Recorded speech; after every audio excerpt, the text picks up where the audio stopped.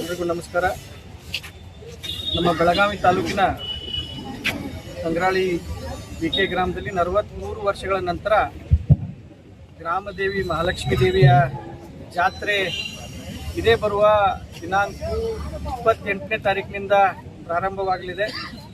9 ದಿವಸ ನಡೆಯುವಂಥ ಈ ಜಾತ್ರೆಗೆ ಲಕ್ಷಾಂತರ ಜನ ಭಕ್ತರು ಬರುವ ಒಂದು ಈ ಜಾತ್ರೆ ಇವತ್ತು ನಮ್ಮ ಬೆಳಗಾವಿ ಜಿಲ್ಲೆಯ ಜಿಲ್ಲಾಧಿಕಾರಿಗಳ ಒಂದು ಅಧ್ಯಕ್ಷತೆಯಲ್ಲಿ ಮತ್ತು ಇನ್ನುಳಿದಂತೆ ನಮ್ಮ ಈ ಭಾಗದ AC ಅವರು ಇರ್ಬೋದು, ಪೊಲೀಸ್ ಡಿಪಾರ್ಟ್ಮೆಂಟ್ ಇರ್ಬೋದು, ಜಿಲ್ಲಾ ಪಂಚಾಯತ್ ಇಲಾಖೆಯ ಎಲ್ಲ ಡಿಪಾರ್ಟ್ಮೆಂಟ್ಗಳಿರ್ಬೋದು, ವಾಟರ್ ಡಿಪಾರ್ಟ್ಮೆಂಟು, ಹೆಲ್ತ್ ಡಿಪಾರ್ಟ್ಮೆಂಟು, KSRTCದವರು, ಫೈರ್ದವರು ಒಟ್ಟಾರೆಯಾಗಿ ಎಲ್ಲರೂ ಸೇರಿಕೊಂಡು ಒಂದು ಮೀಟಿಂಗ್ ಮಾಡಿದ್ವಿ.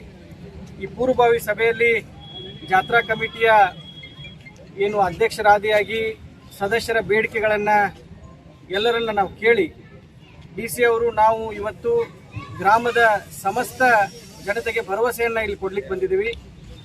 ಈ ಭಾಗದ ಶಾಸಕರು, ಕರ್ನಾಟಕ ಘನ ಸರ್ಕಾರದ ಮಂತ್ರಿಗಳಾದಂಥ ಲಕ್ಷ್ಮೀ ಹೆಬ್ಬಾಳ್ಕರ್ ಅವರ ನೇತೃತ್ವದಲ್ಲಿ ಈಗಾಗಲೇ ಜಾತ್ರಾ ನಿಮಿತ್ತ ಗ್ರಾಮದಲ್ಲಿ ಸುಮಾರು 15 ಕೋಟಿ ರೂಪಾಯಿಗಿಂತ ಅಧಿಕ ಕೆಲಸಗಳು ಈಗಾಗಲೇ ನಡೀತಾ ಇದ್ದಾವೆ. ಎಲ್ಲ ಕೆಲಸಗಳು ಇವತ್ತು ಮುಕ್ತಾಯದ ಹಂತದಲ್ಲಿದ್ದಾವೆ. ಇನ್ನು ಜಾತ್ರೆ ನಿಮಿತ್ತ ಲಕ್ಷಾಂತರ ಜನ ಪ್ರತಿ ದಿವಸ ಗ್ರಾಮಕ್ಕೆ ಬರ್ತಾ ಇರೋದ್ರಿಂದ ಪಾರ್ಕಿಂಗ್ ವ್ಯವಸ್ಥೆ ಸಲುವಾಗಿ ಈಗಾಗಲೇ 2 ಜಾಗಗಳನ್ನು, ಒಂದು ಸಾಯಿ ಮಂದಿರ ಹತ್ರ 15 ಎಕರೆ ಇರ್ಬೋದು, ಇನ್ನೊಂದು ಪೋದ್ದಾರ್ ಲೇಔಟ್ ಹತ್ರ ಒಂದು 4 ಎಕರೆ, ಇದನ್ನು ಈಗಾಗಲೇ ಗುರುತಿಸಿ ಪೊಲೀಸ್ ಡಿಪಾರ್ಟ್ಮೆಂಟ್ಗೆ ಎಂಟ್ರಿ ರೆಸ್ಟ್ರಿಕ್ಷನ್ ಮಾಡ್ಬೇಕಂತ ಈಗಾಗಲೇ ಸೂಚನೆ ಕೊಟ್ಟಿದ್ದೇವೆ. ಗ್ರಾಮಕ್ಕೆ ಬರುವಂಥ 4 ಎಂಟ್ರಿಗಳಿಂದ ಗ್ರಾಮಕ್ಕೆ ಜಾತ್ರೆ ಸಮಯದಲ್ಲಿ ಜನರು ಬರ್ಬೋದು.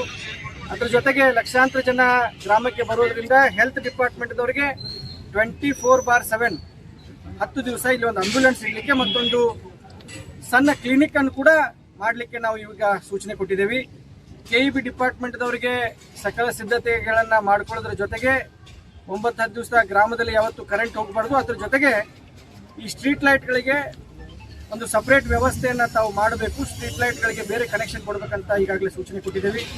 ಅದ್ರ ಜೊತೆಗೆ KSRTC ಡಿಪಾರ್ಟ್ಮೆಂಟ್ದವ್ರ ಜೊತೆ ಚರ್ಚೆ ಮಾಡಿ 9 ದಿವಸ ಎಡಿಷನಲ್ ಬಸ್ಗಳನ್ನು ಪ್ರತಿ 8 ನಿಮಿಷಕ್ಕೆ ಒಂದು ಈ ಗ್ರಾಮಕ್ಕೆ ಬಸ್ಸು ಭೇಟಿ ನೀಡುವ ರೀತಿ ಪ್ರತಿ 8 ನಿಮಿಷಕ್ಕೊಂದು ಬಸ್ ಬಿಡಬೇಕಂತ ಈಗಾಗಲೇ ಚರ್ಚೆ ಮಾಡಿದ್ದೀವಿ. ಫೈರ್ ಬ್ರಿಗೇಡ್ದವರಿಗೆ 10 ದಿವಸ ಇಲ್ಲಿ ಒಂದು ಫೈರ್ ಬ್ರಿಗೇಡ್ ವಾಹನವನ್ನು ತುರ್ತು ಪರಿಸ್ಥಿತಿಯಲ್ಲಿ ಇಲ್ಲೇ ನಿಲ್ಲಿಸಬೇಕಂತ ಹೇಳಿದ್ದೀವಿ. ಅದಕ್ಕೆ ಬರುವಂಥ ವೆಚ್ಚವನ್ನು ಕೂಡ ನಾವು ಭರಿಸಿ 10 ದಿವಸ ಫೈರ್ ಬ್ರಿಗೇಡ್ ವಾಹನವನ್ನು ಊರಲ್ಲಿ ನಿಲ್ಲಿಸುವ ವ್ಯವಸ್ಥೆಯನ್ನು ಮಾಡಿದ್ದೀವಿ.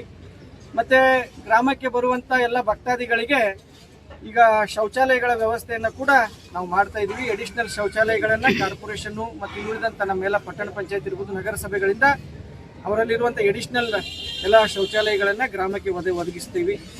ಮತ್ತು ಏನು ಗ್ರಾಮದಲ್ಲಿರುವಂಥ ಕುಡಿಯೋ ನೀರು ಸಮಸ್ಯೆ ಆಗಬಾರ್ದಂತ ಒಂದು ಗ್ರಾಮದಲ್ಲಿರುವಂಥ 5 ಬೋರ್ವೆಲ್ಗಳನ್ನು ವಾಶ್ ಮಾಡಲಿಕ್ಕೆ ನಮ್ಮ ಮಾನ್ಯ DC ಅವರು DMF ಫಂಡ್ನಲ್ಲಿ ದುಡ್ಡು ಕೊಡ್ತೀನಿ ಅಂತ ಹೇಳಿದ್ದಾರೆ. ಅದನ್ನು ನಮ್ಮ ತಾಲೂಕ್ ಪಂಚಾಯತ್ ಎಕ್ಸಿಕ್ಯೂಟಿವ್ ಆಫೀಸರ್ಗೆ ಅವರಿಗೆ ನಾವು ತಾಲೂಕ್ ಪಂಚಾಯತ್ ಆಫೀಸರ್ಗೆ ಅದನ್ನೆಲ್ಲ ಜವಾಬ್ದಾರಿಯನ್ನು ಕೊಟ್ಟಿದ್ದೀವಿ. ಅವರು ಅದನ್ನು 5 ಬೋರ್ವೆಲ್ಗಳನ್ನು ವಾಶ್ ಮಾಡುವಂಥ ಕೆಲಸ ಮಾಡ್ತಾರೆ. ಇನ್ನು 2 ಹೈಮಾಸ್ಟ್ ಬೇಕಂತ ಜಾತ್ರಾ ಕಮಿಟಿ ಅವರು ಕೇಳಿದ್ರು. ಆ 2 ಹೈಮಾಸ್ಟನ್ನು ಕೂಡ DC ಅವರು ತಮ್ಮ DMF ಫಂಡ್ನಲ್ಲಿ ಕೊಡ್ತೀನಿ ಅಂತ ಹೇಳಿದ್ದಾರೆ. ಆ 2 ಹೈಮಾಸ್ಟು ಜಾತ್ರಾ ಕಮಿಟಿದವರು ಎಲ್ಲಿ ಸೂಚನೆ ಮಾಡ್ತಾರೆ ಅಲ್ಲಿ ನಾವು ಹೈಮಾಸ್ಟ್ ಹಾಕ್ಕೊಡ್ತೀವಿ. ಒಟ್ಟಾರೆಯಾಗಿ 43 ವರ್ಷಗಳ ನಂತರ ಆಗ್ತಾ ಇರುವಂಥ ಈ ಲಕ್ಷ್ಮೀದೇವಿ ಜಾತ್ರೆಗೆ ಬರುವಂಥ ಭಕ್ತಾದಿಗಳಿಗೆ ಮತ್ತು ಗ್ರಾಮದಲ್ಲಿರುವಂಥ ಎಲ್ಲ ಗ್ರಾಮಸ್ಥರಿಗೆ ಯಾವುದೇ ರೀತಿ ತೊಂದರೆ ಆಗಬಾರ್ದು, ಅತಿ ವಿಜೃಂಭಣೆಯಿಂದ ಜಾತ್ರೆ ಮಾಡಬೇಕಂತ ಲಕ್ಷ್ಮೀ ಹೆಬ್ಬಾಳ್ಕರ್ ಅವರು ಜಿಲ್ಲಾಡಳಿತ ಮತ್ತು ಪೊಲೀಸ್ ಡಿಪಾರ್ಟ್ಮೆಂಟು, ಜಿಲ್ಲಾ ಪಂಚಾಯಿತು, ಹೆಲ್ತ್ ಡಿಪಾರ್ಟ್ಮೆಂಟು, KSRTC, KEB, ನಮ್ಮ ಡಿಪಾರ್ಟ್ಮೆಂಟ್ ಎಲ್ಲರೂ ಸೇರಿಕೊಂಡು ಒಟ್ಟಾರೆಯಾಗಿ ನಾವು ಈ ಜಾತ್ರೆಯನ್ನು ಅತ್ಯಂತ ಯಶಸ್ವಿಯಾಗಿ ಮಾಡ್ತೀವಿ. ಬರುವಂಥ ಎಲ್ಲ ಭಕ್ತರು ತಾವು ಆನಂದದಿಂದ ಈ ಜಾತ್ರೆಗೆ ಬನ್ನಿ. 28ರಿಂದ ಜಾತ್ರೆ ಪ್ರಾರಂಭ ಆಗ್ತಾ ಇದೆ. ಜಾತ್ರೆಗೆ ಎಲ್ಲ ಸಕಲ ಸಿದ್ಧತೆಗಳನ್ನು ನಾವು ಮಾಡ್ಕೊಂಡಿದ್ದೀವಿ.